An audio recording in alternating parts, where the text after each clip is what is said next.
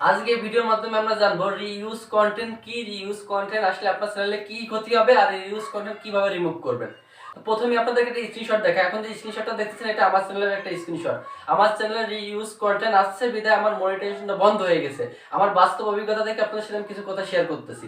তো প্রথমে আমরা জেনে নিই রিইউজ কন্টেন্টটা কি। রিইউজ কন্টেন্ট বলতে এক কথায় আপনাদেরকে বোঝাচ্ছি, যে ভিডিও একবার ইউটিউবে আপলোড হয়েছে সেই ভিডিও আপনি পুনরায় আপলোড করলে সেটা হচ্ছে রিইউজ কন্টেন্ট। সেটা আপনার কন্টেন্ট হতে পারে অথবা অন্য কোনো ইউটিউব চ্যানেলের কন্টেন্ট হতে পারে, সেটাই কিন্তু আপনার চ্যানেলের রিইউজ কন্টেন্ট। এবার আপনাদেরকে বলি যে রিইউজ কন্টেন্ট আসলে আপনাদের চ্যানেলে কি কি ক্ষতি হবে। আমি গতকালকে ইউটিউব কাস্টমার সাপোর্টের সাথে লাইভ সেট করেছি, সেখান থেকে আমি যেটুকু তথ্য পাইছি সেটুকু আপনাদের সাথে শেয়ার করতেছি। তো প্রথমত যে সমস্যাটা হবে, যেটা আমি নিজেই ভোগ করতেছি এবং নিজেই প্রমাণিত, যে আপনার চ্যানেলে সর্বপ্রথম যে ক্ষতিটা হবে সেটা হচ্ছে আপনার চ্যানেলে যদি মনিটাইজেশন থাকে, মনিটাইজেশন কিন্তু ডিসেবল হয়ে যাবে। প্রথম যে সবথেকে বড় সমস্যা সেটা হচ্ছে আপনার চ্যানেলের মনিটাইজেশনটা ডিসেবল হয়ে যাবে।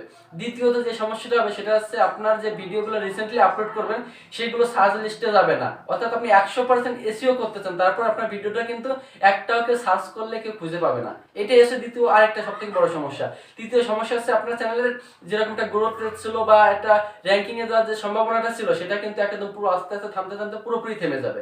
অর্থাৎ আপনার চ্যানেলটা এক কথায় রিইউজ কন্টেন্ট আসলে পুরোপুরি মরে যাওয়ার মতো অবস্থা, তার মানে চ্যানেল কিন্তু শেষ। এর জন্য আপনাদের কি করতে হবে, এখন আপনাদেরকে প্রথম তিনটে কারণ বললাম, এই তিনটে কিন্তু আপনার একটা চ্যানেলের জন্য এই তিনটে কারণে যথেষ্ট চ্যানেলটা শেষ হয়ে যাওয়ার জন্য। এখন এই সমস্যা যদি আপনার হয়ে থাকে তাহলে আপনি কি করবেন, সেই ক্ষেত্রে আপনি একটা কাজ করতে পারেন। আপনি কন্টিনিউ ভিডিও আপলোড করতে থাকবেন যতদিন পর্যন্ত আপনার রিইউজ কন্টেন্ট না ওঠে। সাধারণত রিইউজ কন্টেন্ট ওঠার 1 মাস সময় লাগে, মিনিমাম 1 মাস পরে কিন্তু রিইউজ কন্টেন্টটা উঠে যায়। আর 15 বা 14-15 দিনের ভিতরে কিন্তু আপনি আপিল করতে পারবেন। আপিলটা কখন করবেন? আপিলটা করবেন যদি কিনা আপনার সব ভিডিওগুলো আপনি রাখেন, একটা ভিডিও রিমুভ করবেন না। রিইউজ কন্টেন্ট আসার পরে একটা ভিডিও আপনি যদি রিমুভ না করেন চ্যানেল থেকে, তাহলে আপনি আপিল করতে পারবেন। আর যদি আপিল করেন, কোনো ভিডিওটি ডিলিট করে দেয়, সেক্ষেত্রে কিন্তু আপিল গ্যারান্টেড হবে না। এর জন্য আপনাদেরকে আমি সাজেস্ট করবো 1 মাস ওয়েট করবেন। 1 মাস পরে আপনারা রিঅ্যাপ্লাই করবেন। রিঅ্যাপ্লাই করলে আপনাদের রিইউজ কন্টেন্টটা চলে যাবে। এখন আপনাদেরকে বলি আপনারা রিঅ্যাপ্লাই করার আগে কি কি কাজ করবেন। রিঅ্যাপ্লাই করার আগে অবশ্যই আপনার যে ভিডিওতে রিইউজ কন্টেন্ট আছে, সাধারণত আমরা বুঝতে পারি না যে আমাদের কোন ভিডিওতে রিইউজ কন্টেন্ট আছে। তারপরেও আপনি একটা জিনিস খেয়াল করবেন, যে ভিডিওটা আপনি আগে একবার ইউটিউবে আপলোড করছেন অথবা কারো চ্যানেল থেকে আপনি ভিডিওটা এনে আপলোড করছেন, এই ধরনের যদি কোনো ভিডিও থাকে সেটা আপনি অবশ্যই রিমুভ করবেন।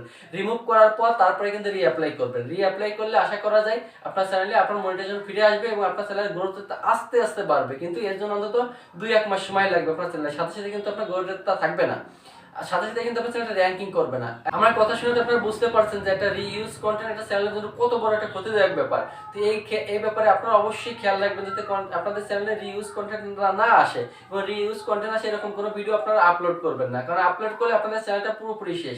1 মাসের ইনকাম তো শেষ হবে, পাশাপাশি আপনাদের চ্যানেলের গ্রোথ রেটটা অনেক অনেক কমে যাবে। অর্থাৎ সার্চ র্যাঙ্ক থেকে আপনার চ্যানেলটা অনেক নিচে নেমে যাবে এবং অনেক পিছনে পড়ে যাবে। এই জন্য আপনারা